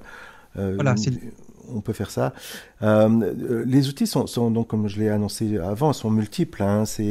Euh, c'est la définition de moi d'un point de vue particulier. Donc on a vu précédemment qu'une des possibilités de définition de moi, c'est d'être ce centre de contrôle qui est l'auteur des choix, des actions, des pensées, pourquoi pas, etc. Donc ça, c'est un premier outil qu'on peut essayer de mettre à jour, enfin utiliser pour mettre à jour les réalités de cette fonction qui s'appelle mon propre choix, moi en tant que centre de commande. Mais il y a d'autres outils qui sont explorés aussi. C'est la façon dont Maya se met en place en disant mais oui, mais tu existes en tant que centre de perception. C'est donc d'imaginer que ma propre existence se trouve essentiellement dans cette tête et qui est en fait un point focal, pourquoi pas, mais qui amène l'idée qu'il y a un moi qui regarde à travers les yeux, qui entend à travers les oreilles, qui est une forme d'existence localisée, particulière, le centre de perception. Donc c'est plus le centre de contrôle, ça s'appelle le centre de perception. Et ça aussi, c'est un tour de magie, ça n'existe pas comme ça, quoi, en fait. Ceux-là qui voient, ceux-là qui entendent, ceux-là qui pensent, n'est absolument pas localisé et non manifesté, n'existe pas. Et donc on retourne à cette non-existence. La seule chose qui existe, ce sont les pensées, les perceptions, etc. Donc ça, c'est un deuxième outil, on pourrait dire, à explorer. Un autre outil qui pourrait être, j'en parle à l'occasion de la représentation qu'on ait ce cerveau particulier, parce que ça semble être traditionnellement la partie irréductible de notre corps. On peut couper un doigt, une main, un bras, une jambe, etc. Enfin bon, tant que les fonctions vitales ne sont pas, on pourrait dire, détruites complètement, je suis toujours. Donc il semble que la partie irréductible, c'est le cerveau. Et donc je propose toute une exploration autour de ça qui va mettre à jour la possibilité que le cerveau n'a jamais été la cause de quoi que ce soit, n'a jamais été, on pourrait dire, impliqué dans cette présence, dans cette conscience. Les scientifiques ont cherché depuis toujours et n'ont toujours pas trouvé cet endroit qu'on appelle conscience réellement, quoi, en fait, qui serait un endroit du cerveau, une fonction du cerveau. Donc ça, c'est quelque chose qui est assez mystérieux pour le moment et ils vont jamais trouver, parce qu'en fait, au mieux, on peut dire que ce cerveau-là apparaît en cette conscience que l'on est, mais pas le contraire. La conscience n'apparaît pas dans le cerveau, bien sûr que non. Donc ça, c'est une autre piste, une autre exploration à faire. Autre exploration, donc c'est voilà, c'est le principe de Tokyo. Est-ce que il y a un monde extérieur qui existe par lui-même, qui serait fait de quoi? Et ça, c'est une découverte de l'intimité de cette vie qui ne va plus pouvoir livrer une définition d'une extériorité. C'est une autre porte d'entrée. Ou une autre porte d'entrée encore, j'en donne encore une, c'est la possibilité de... Donc j'appelle ça j'ai pas été l'origine de ce mot-là, parce qu'il y a toute une science autour de ça, mais l'attention sensuelle, donc non pas sensorielle, mais sensuelle, qui est de rester tout simplement avec les éléments qui sont présentés. Donc on peut déclencher ça, peut-être c'est une forme de mise en action, une mise en fonction de ce ressenti qui est l'intimité qu'on a avec des objets. Et ça marche mieux dans un premier temps avec des beaux objets. Donc on prend une corbeille de fruits, on prend des éléments qui sont plutôt agréables à regarder, à toucher, à sentir. Et il va devenir évident que ces perceptions, que cette danse, en fait, c'est une forme de danse qui apparaît, n'est pas à distance de cela qui sait, et directement l'expression, on pourrait dire le jaillissement de cette conscience, hein. Et c'est une grande intimité qui est découverte à cet endroit-là. Donc c'est l'émotion qui souvent est là dans la perte de repères, dans par exemple une œuvre d'art, de la musique, un magnifique lever soleil, mais en fait en réalité ça peut s'étendre à la totalité de notre existence, quoi, en fait. Donc voilà, je pourrais continuer à en donner, mais je cache rien, hein, tout est disponible à travers donc les vidéos qui sont disponibles bien sûr gratuitement sur YouTube, à travers ce livre-là, à travers les ateliers que je propose, etc. Donc je donne plus de détails. Je pense que ce serait trop long. Pour être honnête, pour faire le tour des éléments principaux, pas tous, hein, mais des éléments principaux que Maya met en place, ça demande à peu près une semaine d'atelier, quoi. Enfin, entre 5 et 6 jours, quoi, en fait, pour sûr. Et parce que, bon, on pourrait dire cette lecture du monde, lecture duelle du monde, a mis des années à se mettre en place, depuis la petite enfance jusqu'à l'adulte, et toujours renforcée. Donc, elle est quelque part engagé dans le temps, et donc la déconstruction, donc ce faire que je propose, qui est juste une déconstruction, un dépouillement, va prendre pas des années, mais va prendre quand même, semble prendre du temps, jusqu'au moment donné où il est découvert que ce qui reste au-delà de la déconstruction, au-delà de l'identité, n'est absolument pas engagé dans le temps, quoi, en fait.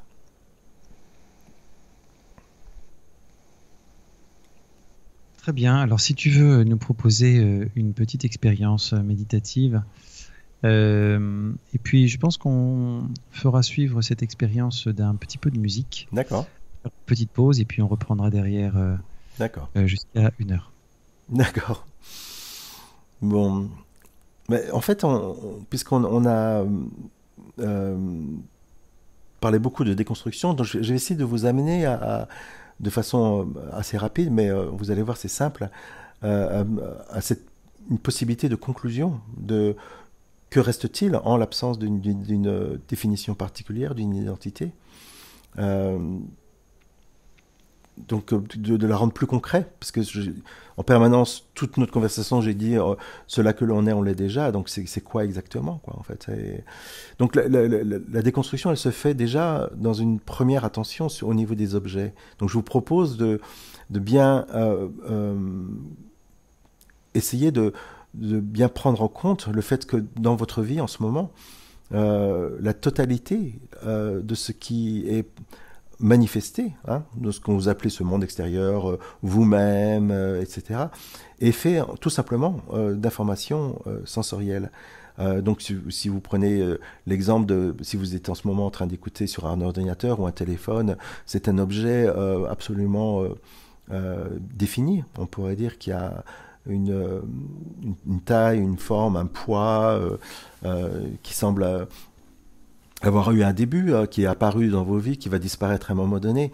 Donc il y a tout simplement une fonction, on pourrait dire une forme d'histoire qui apparaît, qui disparaît. Et ce téléphone-là, et la pièce dans laquelle vous êtes, et la totalité de votre vie, finalement, a toujours été fait d'une accumulation, on pourrait dire d'une combinaison plutôt de ces éléments-là. Donc de ces informations sensorielles qui racontent des objets. Mais ces objets, ils n'existent pas réellement en tant qu'eux. On dit c'est un téléphone, comme si on savait de quoi on parlait. Tout ce qu'on peut dire, c'est une information particulière. On a isolé du champ de perception, hein, ce champ de perception qui est complexe, qui est multiple, qui est une forme de torrent d'informations. On a isolé, on pourrait dire, un élément particulier et on a mis une étiquette et on croit savoir de quoi on parle, mais fondamentalement, tout ce qu'on a pu réellement toucher, c'est une perception. C'est pas l'objet lui-même. Tout ce qu'on peut dire, c'est si on retourne au téléphone ou à l'ordinateur, tout ce qu'on a pu réellement expérimenter, c'est une forme visuelle, une forme sonore, une forme tactile. Donc c'est une expérience. C'est une sensation. Est-ce qu'il y a réellement un téléphone en dehors de cette sensation? Est-ce qu'il y a réellement une pièce en dehors de cette perception de la pièce? Est-ce qu'il y a réellement un monde en dehors de ce monde? Donc on a étiqueté, on a dit oui, il y a un monde, il y a une pièce, il y a un téléphone, mais au final, la seule réalité de cette expérience qu'on appelle maintenant est une information complexe, mais faite toujours de cette danse de perception qui est fondamentalement possible, existante qu'à travers le principe qu'on appelle conscience. Donc conscience, si on enlève conscience de ce qui se passe maintenant, essayer d'enlever tout simplement l'information conscience de cette pièce, de ce téléphone, etc., il va juste rien rester du tout. C'est même pas un trou noir, parce que ce trou noir n'existera pas, c'est un néant. Donc conscience est la condition absolument sine qua non, qui est indispensable à quoi que ce soit. Et il n'y a pas d'autre condition réellement, parce que cette information visuelle, cette information sonore, cette information de tous ordres, incluant les pensées, qui sont aussi des informations qui arrivent et qui repartent, sont une forme de, on va appeler ça une modulation de cette conscience. Donc ces consciences prenant la forme de ci, de ça, etc. Il n'y a pas réellement une perception en dehors de l'acte de conscience. L'acte de conscience et la perception sont deux étiquettes du même principe. Et donc la totalité de ce qu'on peut appeler nos vies sont cette espèce de torrent d'informations qui est non fragmenté. C'est un torrent unique qui est fragmenté uniquement, essayez de réaliser ça, essayez de vérifier ça dans vos vies, uniquement par l'étiquetage qui est fait réellement, quoi, en fait, qui dit ce corps est différent de ce téléphone, parce que on peut mettre plein de raisons par rapport à ça. Effectivement, l'information sensorielle est différente, même très différente, mais le principe est toujours le même. Et cette continuité entre le téléphone et un corps est la continuité du principe de conscience qui est la matière de la totalité de votre expérience réellement, quoi, en fait. Donc il semble apparaître un élément, un objet, mais ce n'est que, on pourrait dire, la combinaison des éléments en présence, j'appelle ça souvent comme ça, les éléments en présence, qui va donner cette forme particulière. J'ai entendu récemment une métaphore qui est très chouette, c'est Rupert Spera qui en parle, qui parle d'un petit tourbillon, un whirlpool en anglais, un tourbillon dans un torrent. Ce tourbillon-là, donc cet objet, parce qu'on peut le mesurer, on peut mesurer le diamètre, on peut mesurer la profondeur, la vitesse de rotation, l'angle des parois, etc. Donc on peut dire, mais oui, c'est un objet qui existe indépendamment, c'est pas une étiquette, c'est un objet. Mais prenez un seau, attrapez ce petit tourbillon du torrent et là, essayez de le ramener à la maison, il va disparaître instantanément parce que cet objet qui semble si indépendant, si défini, si particulier n'est finalement que le résultat de la totalité du torrent, des éléments en présence, des forces, et que la seule chose qui a donné un semblant de réalité indépendante à cet objet est l'étiquetage. Donc cet étiquetage qui dit c'est un tourbillon. Donc c'est un téléphone, c'est un corps, mais en réalité, cette division est purement conceptuelle, elle n'est pas réelle, quoi, en fait. Donc voilà, donc ça permet déjà de réunifier, de réconcilier, on pourrait dire d'une certaine manière, ce qu'on appelle notre expérience, donc cette manifestation particulière, ce point de vue particulier, qui est une vie humaine, c'est une expérience humaine. Hein, donc je ne mets pas l'humain sous le tapis. L'expérience qui apparaît et l'étiquetage qui apparaît viennent de la totalité des outils humains, donc de conceptuels, du langage, etc. Mais fondamentalement ne décrivent pas un monde fragmenté. La description est fragmentée, les mots arrivent les uns après les autres, mais le monde n'est absolument en aucun cas fragmenté. Et voilà, et donc ça c'est la partie de la manifestation qu'on explore. On fait ça rapidement, mais vous pouvez la refaire tranquillement, étape par étape, point par point, essayer de voir si c'est vraiment le cas.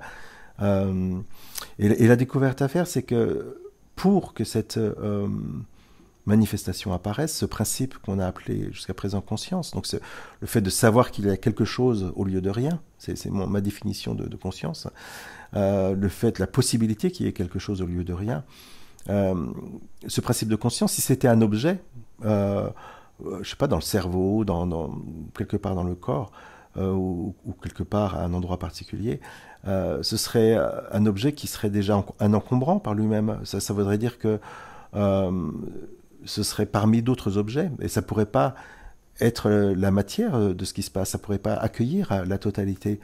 Donc pour que cet accueil puisse se faire, pour que ce principe de conscience soit disponible à la manifestation, sa qualité numéro un, son principe, c'est plus qu'une qualité, c'est un principe, est une absence totale d'objet, une absence totale d'objectivité, une absence totale d'existence. Donc ça, c'est vraiment la partie difficile à avaler, de dire, mais non, quand cette conscience, elle existe, non, elle n'existe pas.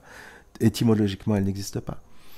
Donc de réaliser que cette conscience antérieure à la manifestation n'est nulle part dans notre conversation, nulle part dans votre tête, nulle part dans votre corps, que conscience est première, non existante, et qu'en cette capacité d'accueil, en ce potentiel, si on retourne à la physique quantique, cette supposition qui dit moi à tel endroit, donc une supposition spatio-temporelle, à tel endroit, à tel moment, va quelque part, comme un tour de magie, faire apparaître cette manifestation au sein de cette conscience, mais pas seulement au sein de la conscience, parce que si c'était au sein, ce serait encore une dualité, ce serait une forme de, la conscience serait une forme de chaudron en lequel apparaîtraient des objets, des pensées, des émotions. Mais fondamentalement, la découverte à faire, c'est que cette conscience est bien sûr une capacité d'accueil, mais surtout la matière même de la totalité de ce qu'on appelle notre vie, quoi, en fait. Donc, à aucun moment donné, cette conscience n'a disparu, elle a changé, elle a effectivement été exprimée à travers une forme de jaillissement, une forme de manifestation très complexe qu'on appelle ce monde, ce corps, ces pensées, cette vie. Mais fondamentalement, cette conscience n'a jamais réellement existé. C'était une forme de, on pourrait dire, de supposition, une forme de, une histoire qui a été créée réellement, quoi. J'utilise souvent la phrase de Stephen Jourdain, que certains connaissent. Stephen Jourdain, qui était un philosophe un peu étrange, un peu particulier, qui est décédé il n'y a pas très longtemps. Il disait je suis, donc je suis, ce principe sat, qui est aussi le principe de conscience, donc je suis, et en mon sein, donc en mon sein S-E-I-N, donc en mon sein, une histoire est contée. Et il disait que cette phrase-là, elle résumait finalement la totalité de ce qui se passe ici et maintenant, quoi, en fait. Il n'y a pas réellement de futur, il n'y a pas réellement d'ailleurs.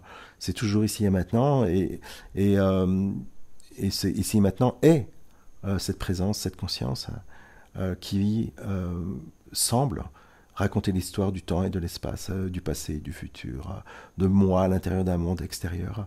Mais en fait, cette perspective n'a jamais réellement existé, sauf en rêve, quoi, en fait. Voilà, donc c'est une petite exploration de comment la manifestation se fragmente, qui est une fragmentation conceptuelle, et comment cette fragmentation semble à distance de cela qui sait, cette conscience, et qu'en réalité, cette conscience n'a jamais été à distance de quoi que ce soit. Elle est la matière même de cette magnifique danse qu'on appelle notre vie, tout simplement, quoi, en fait. Alors Didier, Il est beaucoup question dans cet ouvrage de la cessation du moi, de la mort du moi, de la personne. Qu'en est-il de la mort physique? Par exemple, toi, comment tu la perçois, cette mort? Alors, bien sûr que ça va être compliqué d'en parler en quelques mots parce que ça va être forcément très abrupt. Si je vous dis bah, la mort de ce Didier, c'est un non-événement en fait, c'est juste une modulation en plus. Et C'est abrupt. ça fait quand même bizarre quand même. C'est abrupt, je confirme. Donc voilà, du point de vue de cette, on pourrait dire de cette, euh, de cette source que l'on est, euh, qui n'est pas, comme je l'ai dit précédemment plusieurs fois, engagée dans le temps, la mort ne peut pas exister réellement, elle ne peut pas apparaître. Ou quand elle apparaît, c'est juste un événement maintenant, en fait, réellement. Il n'y a pas la fin de quoi que ce soit, ni le début de quoi que ce soit. Il n'y a jamais eu de commencement ni de fin. Donc cette mort-là, c'est la mort d'une histoire, l'histoire de Didier. Est-ce qu'il s'est passé quelque chose pas réellement. Et en ce sens-là, l'angoisse de la mort disparaît totalement, bien sûr. Ça, c'est vraiment ce que j'appelle un des effets secondaires. C'est pas le but de cette, on pourrait dire, de cette exploration, de cette découverte, mais de toute façon, la conclusion, c'est quid de ma mort, c'est juste une pensée. Donc ça, Stephen Jourdain en parlait très très bien, et c'est vraiment une impossibilité à entrevoir du point de vue de l'identité de la personne qui semble exister dans le temps et dans l'espace, quoi, en fait. Voilà. Ça ne veut pas dire qu'il n'y a pas euh, de, pas d'intérêt ou pas d'éléments qui nous concernent par rapport on pourrait dire à la maladie, à la dégradation du corps, au processus de mort, on pourrait dire. Le processus de mort est un processus qui peut être pénible, douloureux, etc. Donc là, bien sûr qu'il y a un intérêt par rapport à ça au sein de l'histoire de le rendre le plus léger possible, de prendre les mesures qui sont nécessaires. Mais la mort en tant que telle est un non-événement réellement, quoi, en fait. Donc c'est pas c'est pas une discussion qu'on peut avoir assez facilement en 2 minutes. Il va falloir découvrir. Et la première possibilité que je voudrais indiquer, ce serait, avant de parler de la mort, il faudrait qu'on parle du sommeil profond, parce que cette cessation, elle est là tous les jours dans nos vies, en fait, réellement, tu vois. Donc si la découverte à faire, c'est que ce sommeil profond, qui semble être une forme de néant, d'anéantissement, non seulement de la personne, mais du monde, de l'histoire, etc., une forme de blackout complet, s'il est réalisé et que ce sommeil profond n'est absolument pas du tout l'arrêt de cela que je suis, l'arrêt de cette source, la mort peut être envisagée de façon assez différente, puisque cette conscience n'est pas liée à une forme particulière, à l'apparition ou la disparition d'un Didier ou d'un Olivier réellement, quoi, en fait. Oui, et toi, ce que tu expliques dans le livre très succinctement, c'est que en fait, la peur de la mort a disparu et que même, au contraire, elle a été remplacée par une intense joie de vivre. Bien sûr, bien sûr. Ben oui, parce que c'est ça qui est. C'est comme si on était dans une forme de parc d'attractions en sachant que ça va fermer à 6 heures le soir. Et autant en profiter au maximum et d'être présent, dans le sens ordinaire du terme, à ce qui est proposé, à toutes les possibilités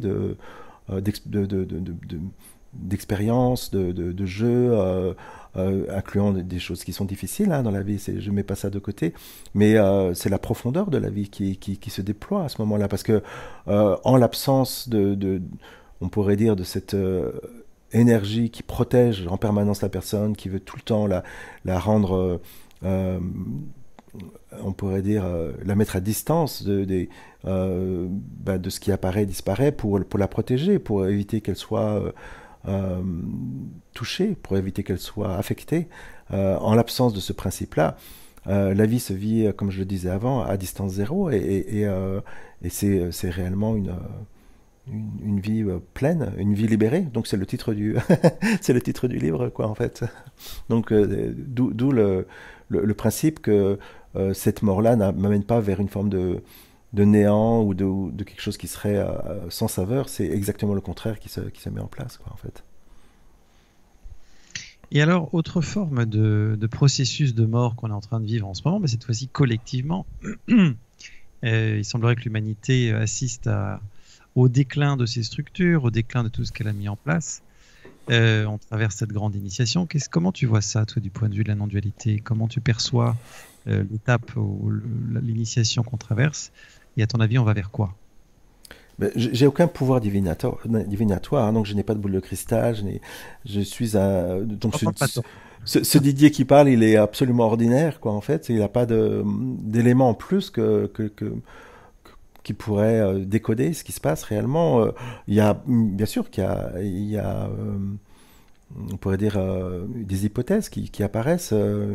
Donc là, on n'est plus dans le domaine de ce que j'ai décrit jusqu'à présent, qui est la description directe de notre nature réelle, de notre nature, de cet état naturel qui est là tout le temps.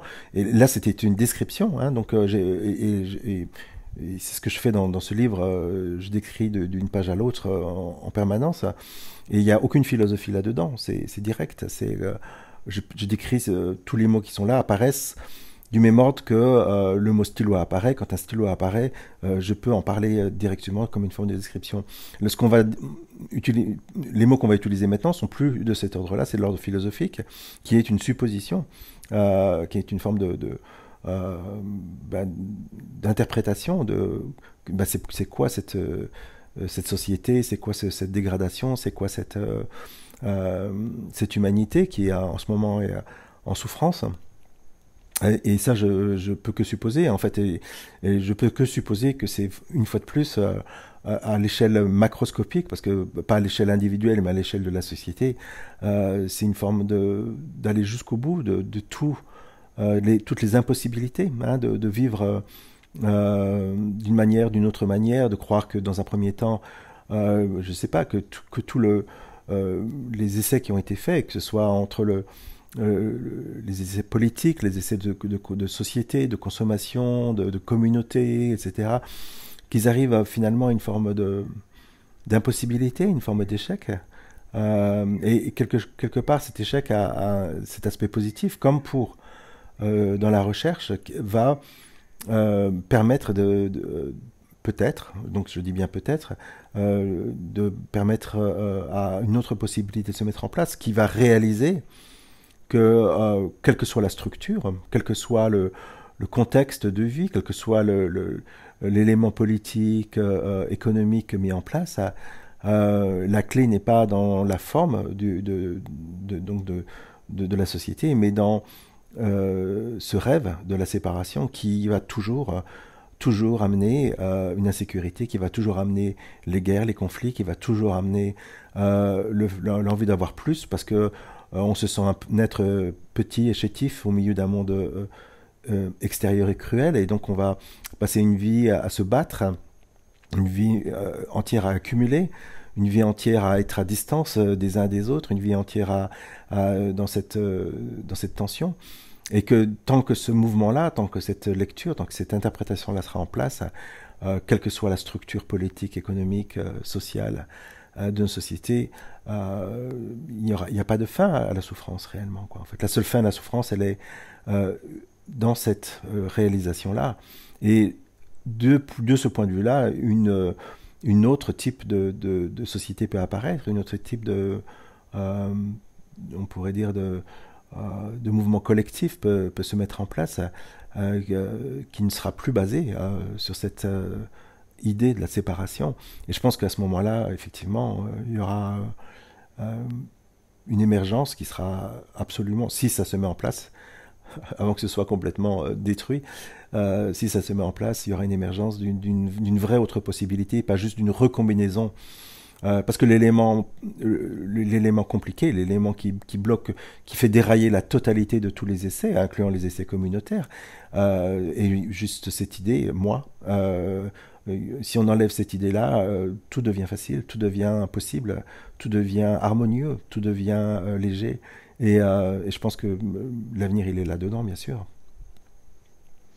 Justement, de ton point de vue, toi qui vis à Auroville, qui est censé être une ville, disons, modèle, ou en tout cas où on vit différemment, d'une manière alternative, est-ce que Auroville, par exemple, dans ce que tu vis, est un modèle différent, quelque chose, une alternative à laquelle on pourrait évoluer? Comment ça se passe là-bas? Alors oui, il y a des éléments qui sont intéressants, qui sont magnifiques à certains niveaux. Par exemple, au niveau économique, c'est loin d'être parfait, hein. Attention, faut surtout pas imaginer qu'on a atteint quelque chose d'abouti, mais qui sont déjà beaucoup moins basés sur l'accumulation, sur la propriété personnelle, sur de la compétition, etc. Donc il y a quand même euh, un énorme changement, une énorme possibilité que ce soit plus léger, que ce soit plus fluide, hein, finalement. Mais au final, on va quand même se heurter à toujours cette même... euh, c'est comme une barrière, en fait, hein, quasi invisible, qui va toujours, justement, dans ce principe de la séparation, dans ce principe de la mortalité, qui va toujours amener cet humain dans une forme d'accumulation, de protection, et en fait, fondamentalement, on améliore la prison, on améliore le contexte, et pourquoi pas, hein, attention, c'est appréciable, mais je pense pas que ce soit réellement la solution. La solution, elle est réellement dans cette découverte, dans cette transcendance. Est-ce qu'elle va se mettre en place à un niveau plus large? Je ne sais pas. Je vois juste qu'il y a une vraie ouverture dans le monde, et spécialement en France, parce que là, depuis quelques années, c'est incroyable la flamme qui s'est embrasée. Peut-être que ça va être une réalisation collective, et l'histoire de la planète entière va muter. Je ne sais pas, je n'ai aucune idée, mais à mon avis, c'est la seule solution, quoi, en fait. Est-ce qu'il t'est arrivé, dans ton expérience personnelle, de te retrouver avec d'autres personnes qui, comme toi, ont fait se dissoudre la personnalité, et lorsque vous vous retrouvez ensemble, comment est-ce que se passent les interactions? Comment est-ce que se passe le mode de vie? Quelle est la différence lorsque le moi a cessé de Ah ben, je vais te donner un exemple très concret. Je vais pas donner ouais, je vais donner juste un nom, mais on s'est retrouvés au mois de juin, on pourrait dire quatre enseignants dans la non-dualité, en tout cas euh, quatre histoires pour lesquelles la recherche avait complètement cessé. Et donc on s'est retrouvés, c'était l'été au mois de juin, à Paris, en terrasse de café, en plein air. C'était magnifique, c'était très joyeux, très drôle. Et donc il y avait José Leroy qui en faisait partie, puis deux autres personnes, en fait, deux autres enseignants, on pourrait dire.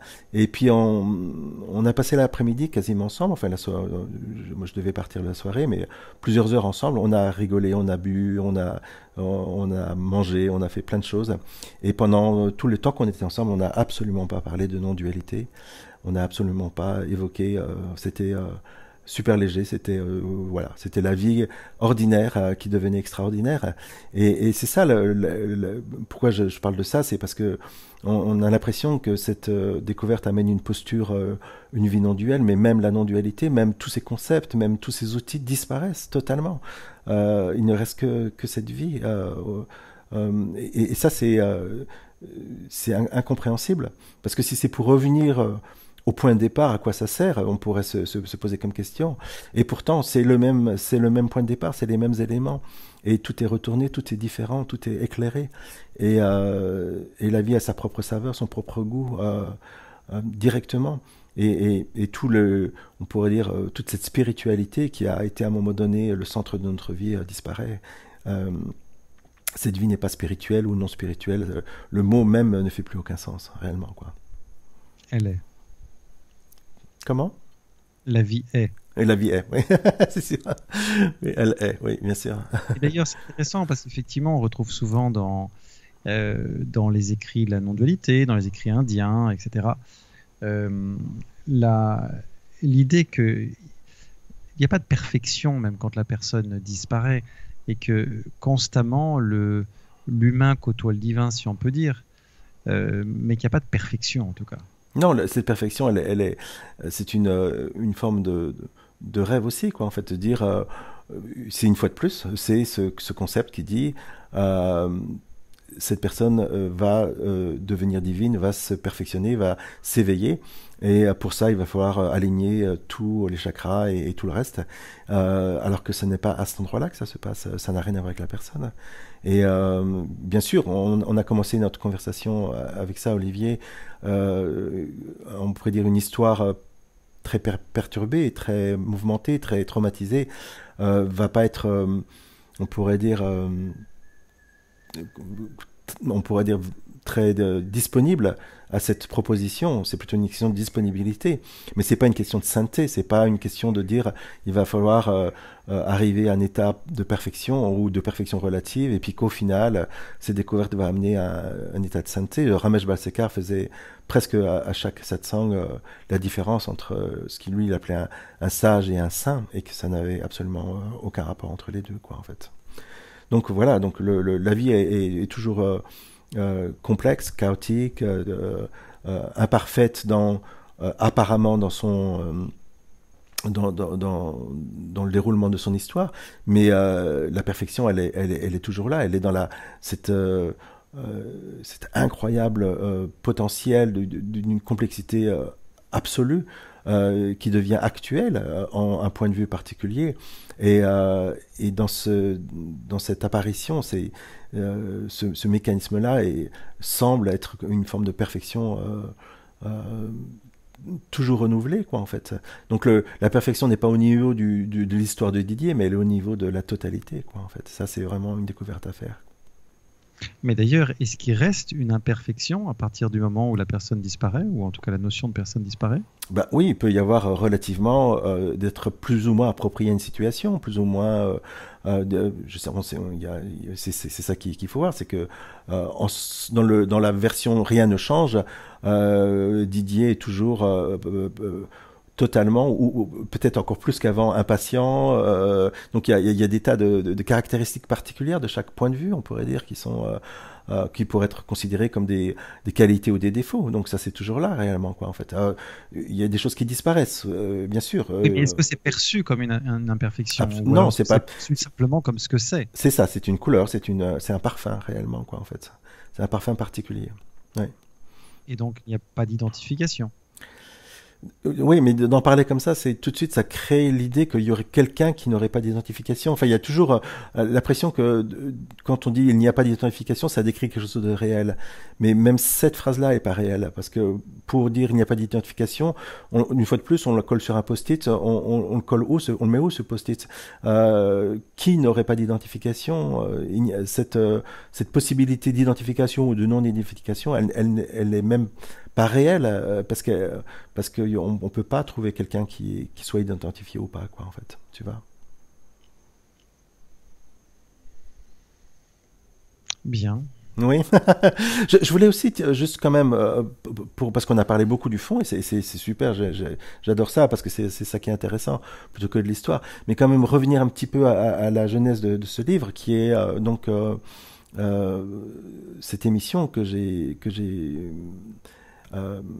participé organisé par Alain Eskenazi, donc qui est directement l'initiateur de toute cette aventure, puisque c'est lui qui m'a contacté, il a proposé une première émission, ensuite on a eu l'idée d'en faire une deuxième, c'était complètement improvisé, hein, il n'y a pas eu de thème ou de répétition ou de quoi que ce soit qui était...